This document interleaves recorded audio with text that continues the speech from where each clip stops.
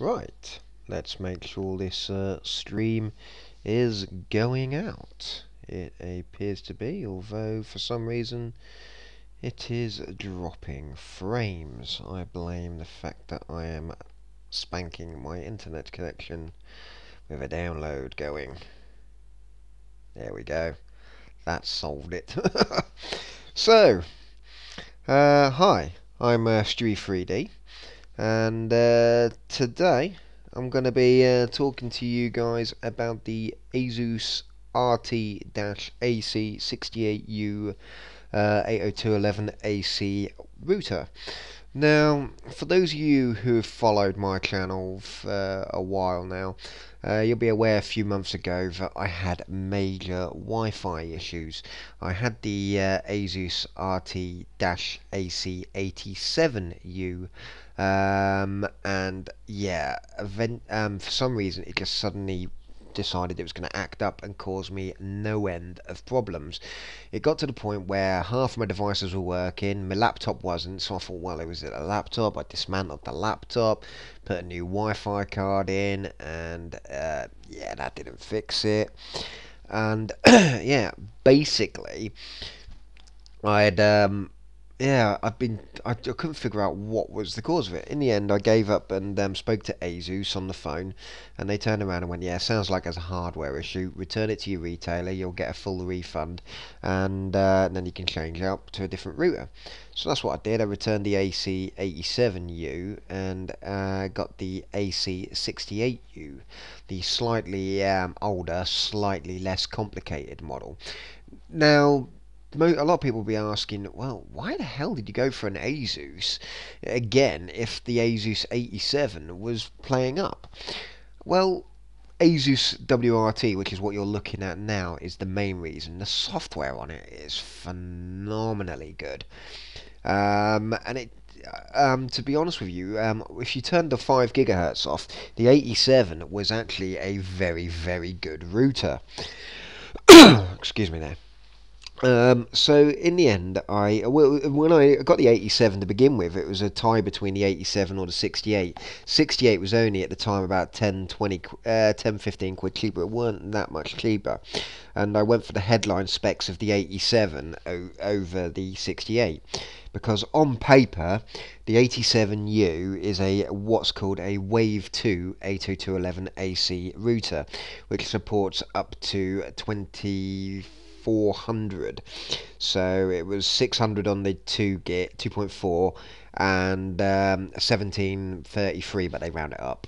1733 4x4 multi-user multiple in multiple out on the 5 gigahertz.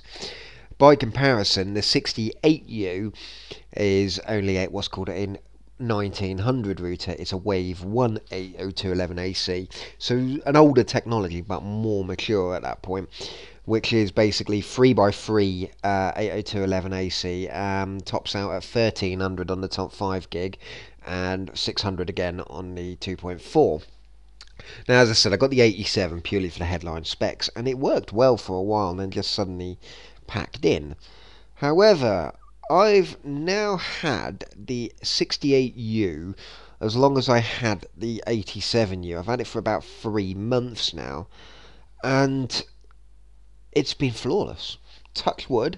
I'm going to do this with you now, and then it'll all start having loads of issues. But touch wood, this router has been absolutely perfect. I put it. I quite often I forget it's there. You know, I turn it on and it's there. It stays up for weeks at a time. And it is just a very good, very stable router. You forget it's there, and that is a sign of a good router, that you forget that you've got it.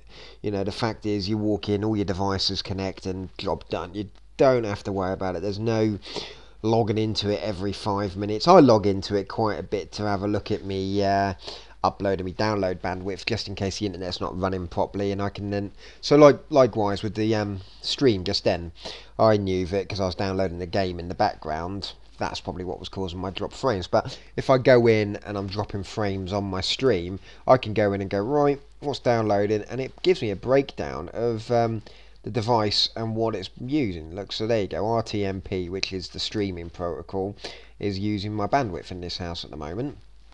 Suddenly peaked up to 21 meg down, so what's using that? And I can scroll down and up through the list, and it gives me a detailed breakdown of what's using it and everything else. And likewise, I can see all my extra use there, and it's absolutely awesome. It takes a few seconds, it does, but if you just check this out, it will take a little while. There you go, and then it gives me monthly traffic, and it breaks it down, you know, what apps are being used, and things like that just set it apart. And this is on the bog standard firmware. There's no DDWRT, no third party firmware. This is just bog standard, straight out of the box firmware. And it's been brilliant. As I said, you forget that it's in, and that is a sign of a good router. Now, there are two versions of the 68. There's the RT, which is what I've got, which all it is the router part of it. And you can get what's called the DSL-AC68U. Now, I opted for the RT because I already had a OpenReach modem, which handles the VDSL BT Infinity side of things.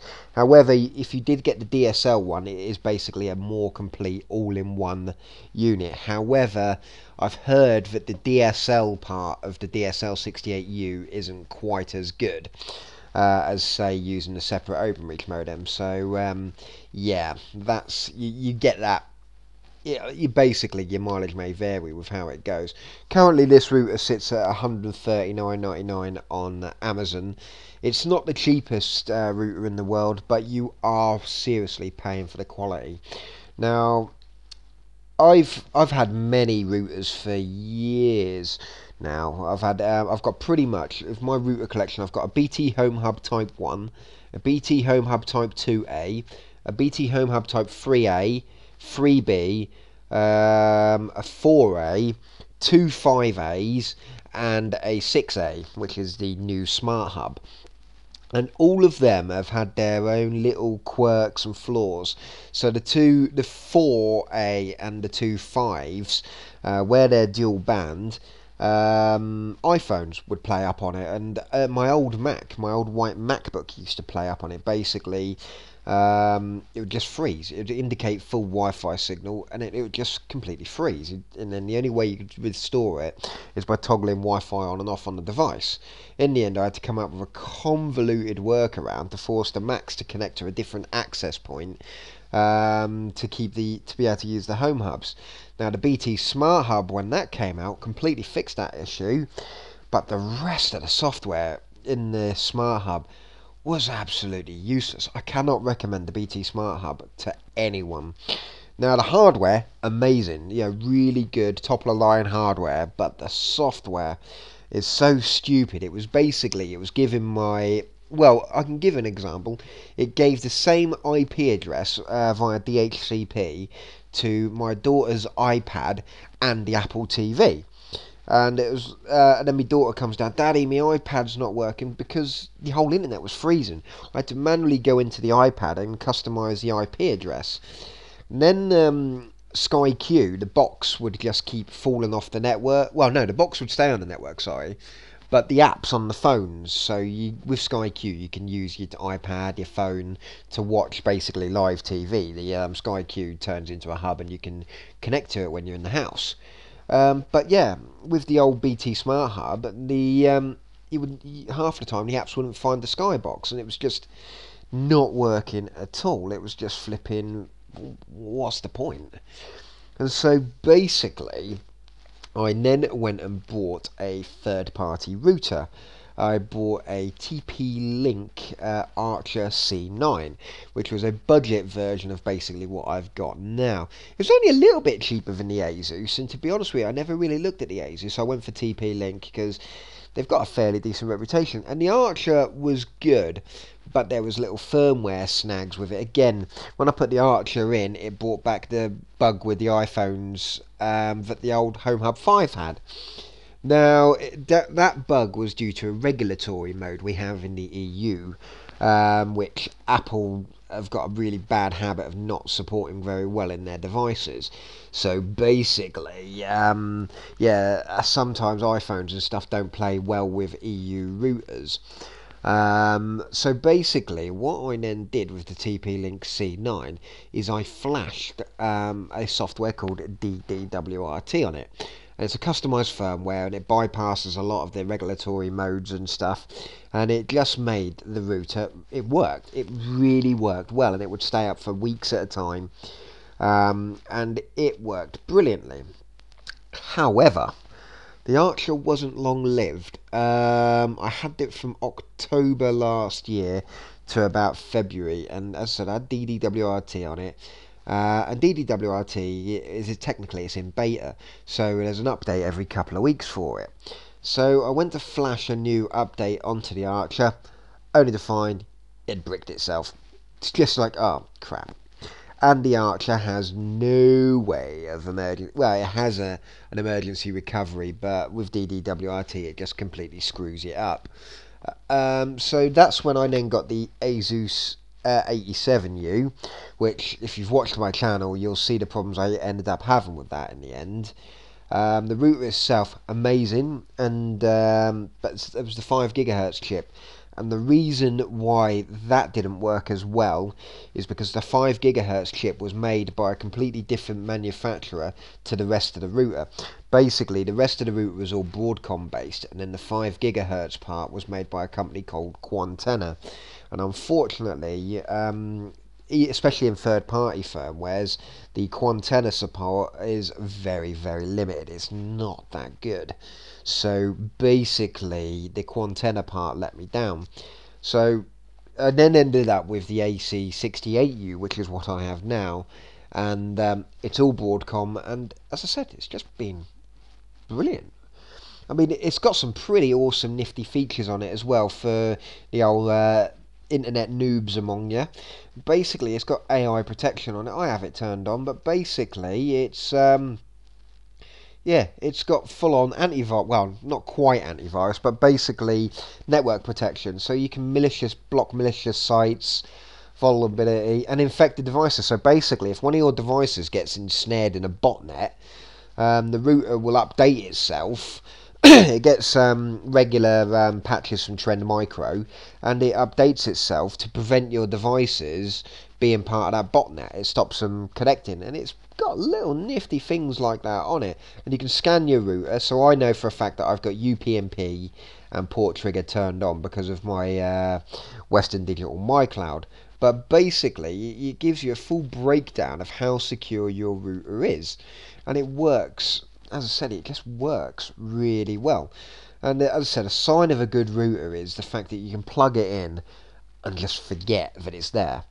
And that's what I did. Setting it up was a case of plug it in, connect it to the BT OpenReach modem, literally go on the old quick internet setup, go right, click, next, set your SSIDs up, next, set your BT auto detect the internet, so it went, yeah, you're on triple P over E, which is the internet over Ethernet, because that's how your modem's connected.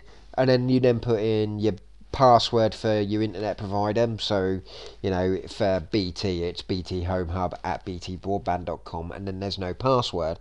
And so literally you just put it wants a password, so you just put BT in. But effectively, there's no password on the internet connection. As long as the device is on your line, it will connect to it.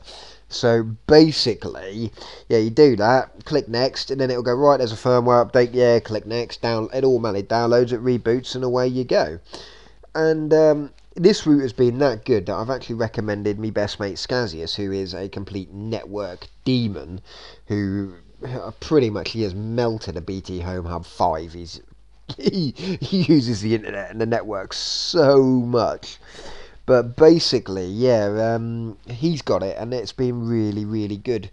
He was saying, you know, he doesn't get any complaints off the wife and kids now. So, yeah, and for me, personally, the SkyQ box gets found by the apps every time, no problems.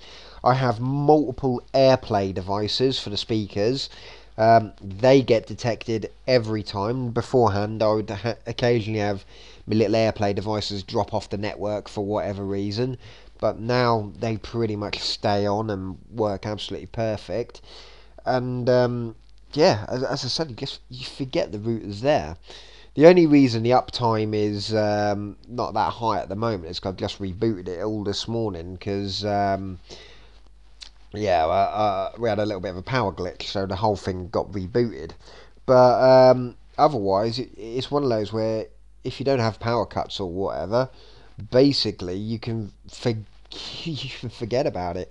It just keeps itself ticking over, absolutely lovely. Signal strength on it is pretty decent, to be honest with you.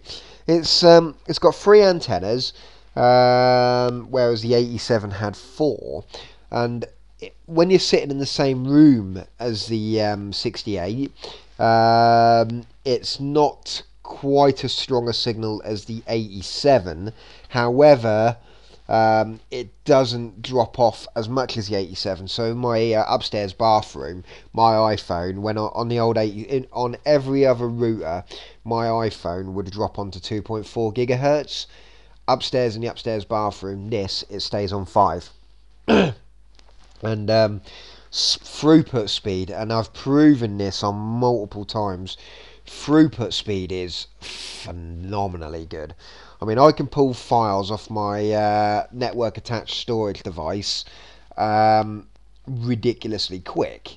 I mean, I probably won't do it now, but let's have a look. So also, yeah, you've got wireless USB support for FTP and stuff. So Scazius has a password to log into my FTP, and he can just drop files as and when he feels like it. So and yeah, as I said, pulling files off my MyCloud is rather quick. Actually, it's going a bit slower today, but normally that speed is up in the 70 megs. I've shown it before. It runs at about 75 megabytes per second. Now, basically, it could be the fact that I've just rebooted it because we had the power cut this morning. That's probably just settling in. But yeah, basically, I can pull files. I have seen it as high as 75 megabytes per second. But even at that speed, 35 megabytes per second over Wi-Fi is not to be sniffed at, to be honest with you. It's yeah, it's still fairly quick, to be honest with you. I mean, let's have a look in the task manager here. If we have a look, we're still pulling it over at 300 megabits per second, so it's pretty impressive, to be honest with you. It's so good that I've actually taken to loading a load of my Steam library onto my NAS and pulling the files and being able to load and run my games off my NAS as if it was a USB hard drive connected. That's how good it actually is, and yeah, I'm rather impressed with it.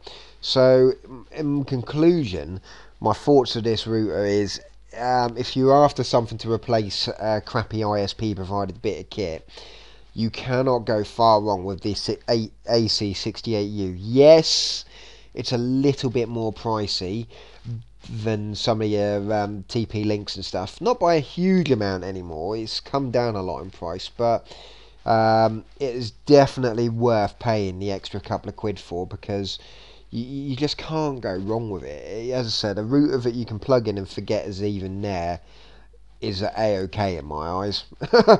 So yeah, hopefully this little review, thoughts, update, whatever this video is useful to you guys, and yeah, I shall catch you on the next one. Thank you very much for watching. Bye.